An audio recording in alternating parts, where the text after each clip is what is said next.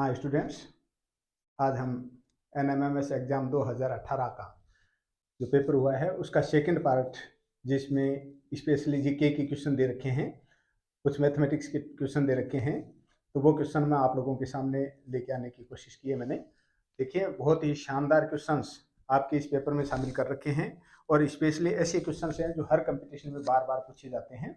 तो 8वीं क्लास के बच्चे जो NMMS के एग्ज़ाम दे रहे हैं, सबसे पहले तो मेरी तरफ से उन सभी बच्चों को ढेर सारी बधाई जो 2023 में एप्लीकेंट के रूप में अपने आप को अपना भाग्य आजमा रहे हैं।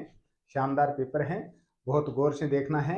एक एक क्वेश्चन को मैं एक्सप्लेन करने की कोशिश करूंगा, एक के साथ एक क्वेश्चन और जो एक्सप्लेन करूंगा, ध्यानपूर्वक सुनेंगे। देखिए, सेकंड पार्ट है आपके 2018 का पेपर।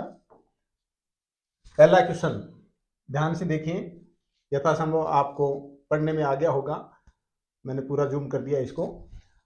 विटामिन ए की कमी से कौन सा रोग होता है?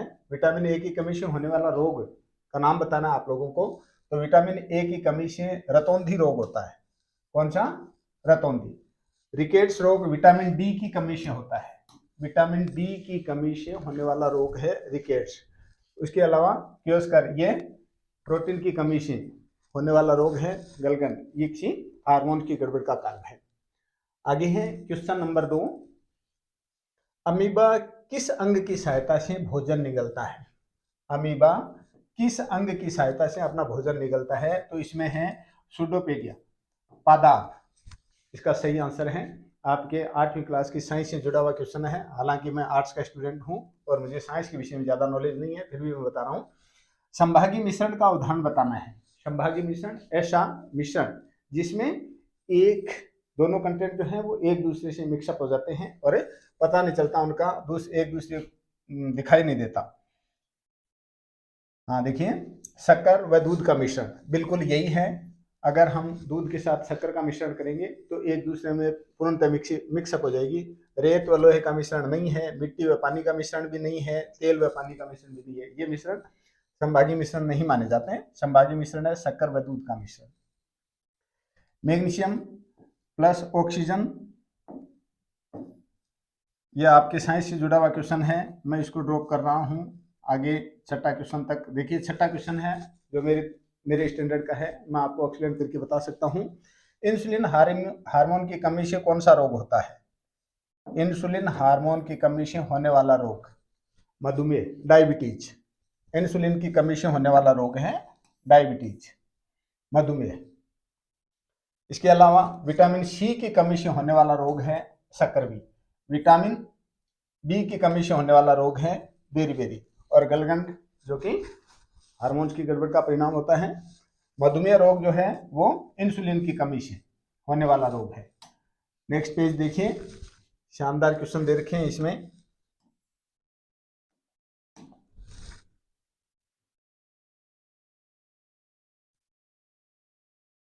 निम्नलिखित में से विलुप्त जंतु कौन सा है?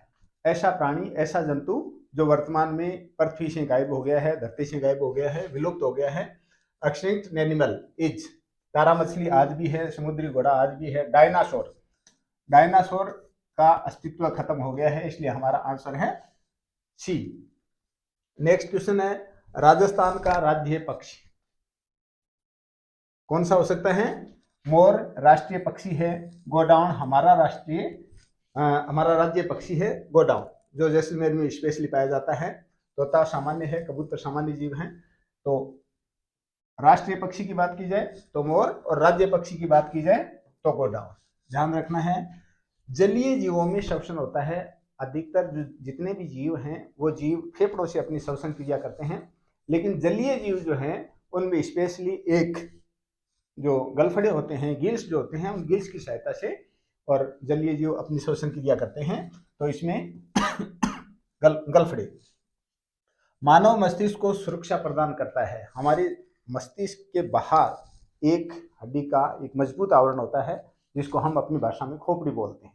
क्या कहते हैं? खोपड़ी। तो खोपड़ी का आवरण हमारे मस्तिष्क को कवर किए हुए होता है और हमारे मस्तिष्क को एक प्रकार की सुरक्षा प्रदान करता है।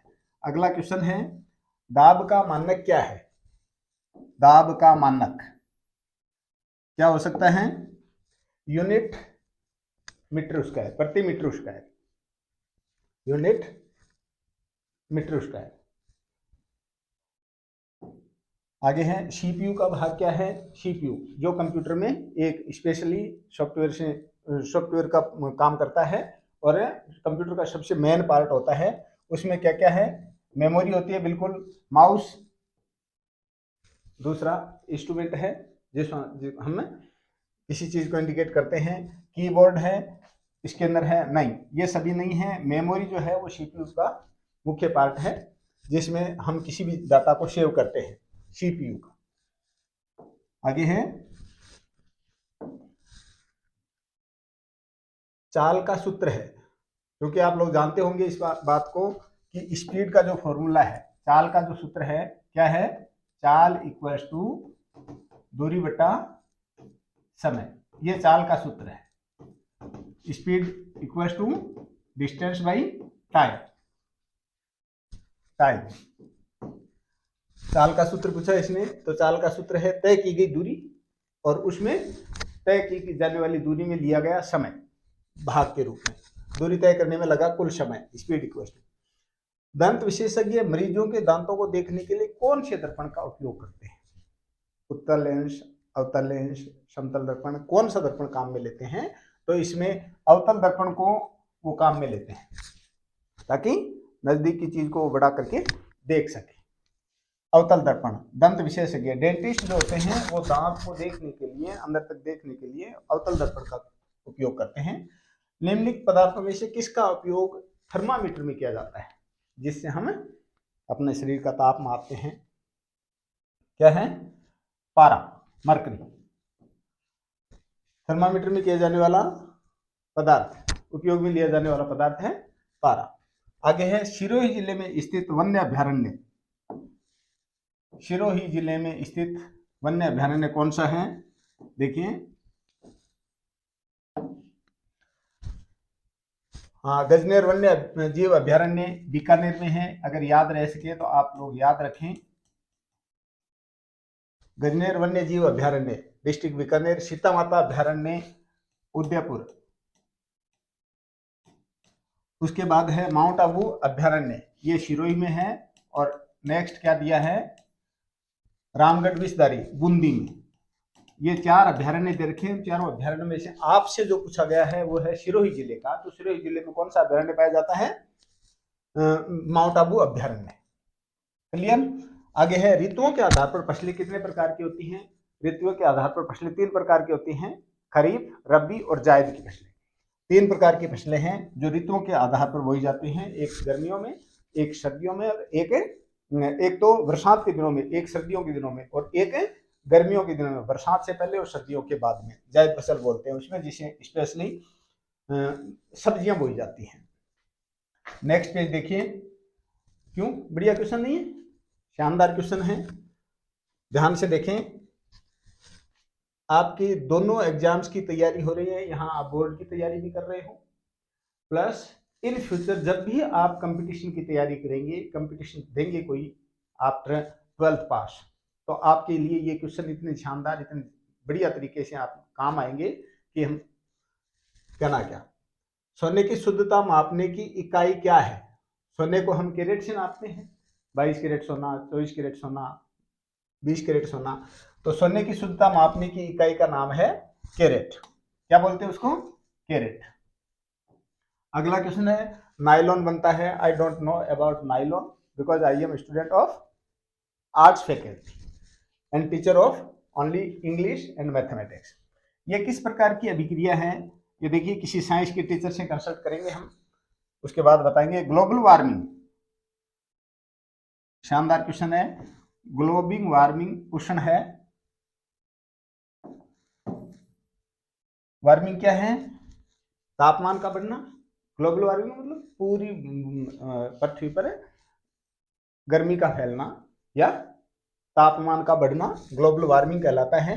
तो तापमान का बढ़ना ही ग्लोबल वार्मिंग है, तापमान का बढ़ना। आगे है, कायिक जनन पाया जाता है आलू में। छोटी छोटी चिप्स करके अगर हम भूमि में बोएं उसको, तो एक ही आलू से कई आलू की बेल या कई आलू के पौधे लगाए जा सकते हैं। तो कायिक जनन पाया जाता है स्पेशली आलू में। कंप्लीट है। नेक्स्ट ध्यान देंगे,